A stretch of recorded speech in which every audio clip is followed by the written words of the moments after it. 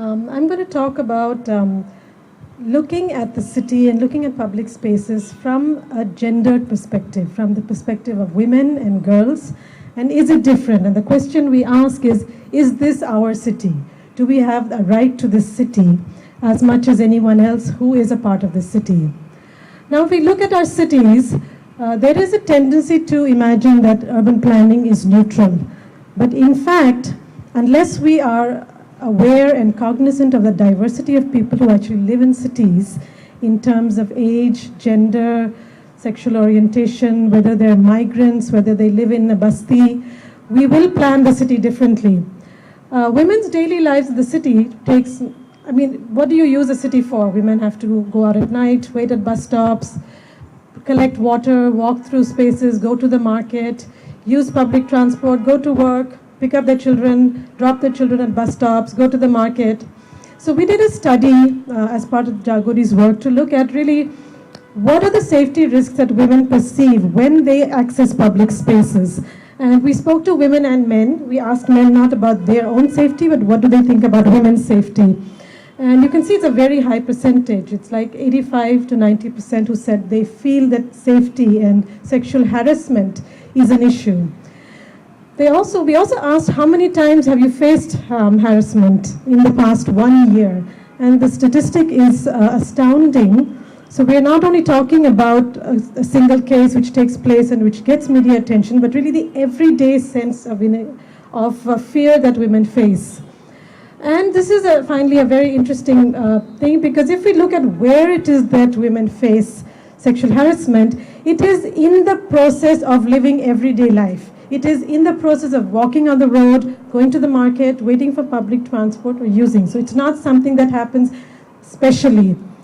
We also tried to map public spaces to look at what is it in fact that makes you feel unsafe. We know whether we feel unsafe, but unless we're able to begin to deconstruct and actually decipher what is it about a particular space that makes me feel more or less unsafe, that then gives you the possibility of beginning to change that. This is another safety audit that we did with young men and women in Madanpur Khadar to look at what are their perceptions of space. For example, they say, one girl said that when I wait at the bus stop, I feel scared. One of the young men said that when I leave school, I see a lot of young boys waiting to tease other girls. So these are some of the kind of things that we see on our cities, and if you look at the middle one, it's a bit dark, but it says, managing the city and the city. This is one of the posters that came out, So as a woman or a girl, every day you're managing open public spaces, you're managing bus stops like this, which at the front have light, but if you look behind, it's completely dark. And it's often used as a public urinal. It is unsafe for women to walk by. It's unsafe for anyone to walk by.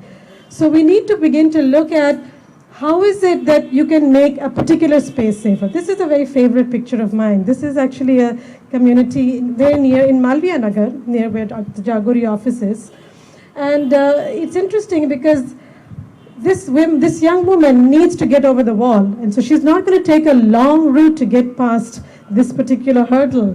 And this just signifies the fact that we need to design spaces according to what people need. This is something that actually UTPEC, which is an urban planning body in Delhi, has done based on some of our work. And this is a road in Munirka. Okay, so you look at the height of the pavement, you look at where the public toilet is located. And they then did a design solution looking at the exact same space, but they just changed the way that the height of the pavement, removing obstructions so that you can actually walk past a space without barriers. We know in Delhi you cannot walk on a pavement without stepping out at least 17 times because of something else that's there. So based on all this sort of diagnostics and research that we did over several years, we've tried to do several different kinds of interventions with a range of stakeholders. I'm only going to talk about two in the next 2.5 minutes that I have left. One was really to look at how do we go into public spaces and create awareness around the issue of women's right to public space. Women's need to be in public space. So we used a range of media, We've done tempo rallies. We've been participating in the Great Delhi Run, really as a way of saying, how do you get back into the public space to reclaim public spaces?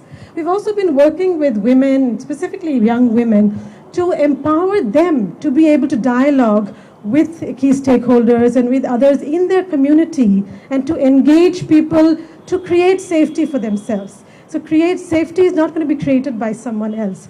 We often tend to look at the police for creating safety, but in fact we need to create safety.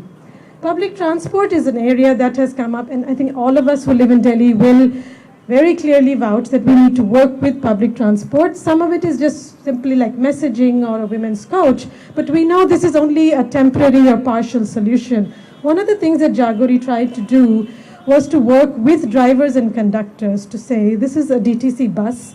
With DTC drivers and conductors, we trained 3,800 of them about 5 years ago to say, what is sexual harassment? Do you recognize sexual harassment when it takes place in your bus? And what is it that you can do? But we also recognize that we cannot train everybody in the city. It has to become part of an institution. Gender and women's safety has to become the agenda of everyone in order to, it can't be a few women's groups who take it on. It has to be something. So we've tried to introduce the idea of women conductors, etc., etc. And I'm finally finishing. This is in Argentina. And there is, the idea of using public art, using as a way to communicate, as a way to engage the community, and then reclaim those spaces to begin to talk about safety, the right to the city, which David Harvey speaks about, not as just the right to services from the city, but the right to imagine the city that you want and then create that. Thank you.